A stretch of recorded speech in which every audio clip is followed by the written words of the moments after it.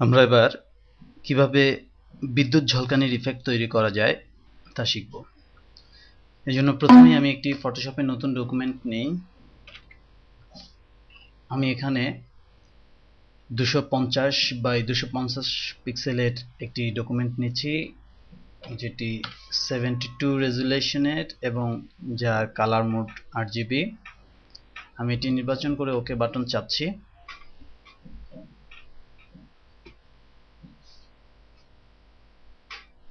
এবার আমি এখান থেকে আমার ব্যাকগ্রাউন্ড এবং ফোরগ্রাউন্ড দুটো কালার নির্বাচন করব একটি গ্রেডিয়েন্ট তৈরির জন্য। মূলত আমরা ব্ল্যাক টু হোয়াইট গ্রেডিয়েন্ট তৈরি করব। এজন্য আমি প্রথমে এখান থেকে ব্ল্যাক কালারটি নির্বাচন করে ওকে চেপেছি এবং এখানে হোয়াইট কালারটি নির্বাচন করে ওকে চাপছি।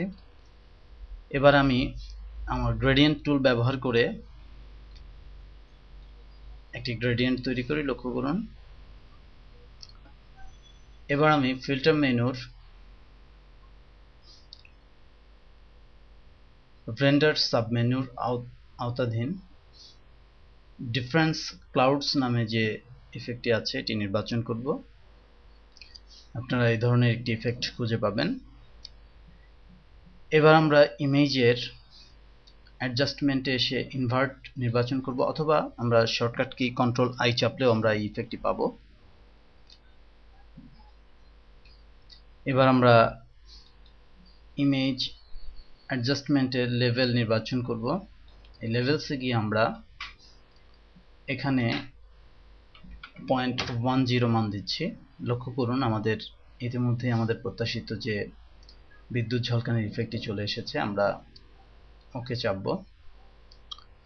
আমাদের ইফেক্ট অলমোস্ট চলে এসেছে। আমরা চাইলে এই ইফেক্টে আরো কিছু ভেরিয়েশন আনতে পারি একে কালারাইজ করে। এজন্য আমরা পুনরায় ইমেজের অ্যাডজাস্টমেন্টের হিউ অ্যান্ড স্যাচুরেশন যে মেনুটি আছে এটি নির্বাচন করব। প্রথমেই আমাকে এই কালারাইজ বাটন এটিতে আমি টিক দিব। এবার আমি আমার হিউর মান 205 বা 10 এরকম ভ্যালুতে রাখবো এবং আমি স্যাচুরেশনটাও 40 কাছাকাছি একটি ফিগার রাখবো।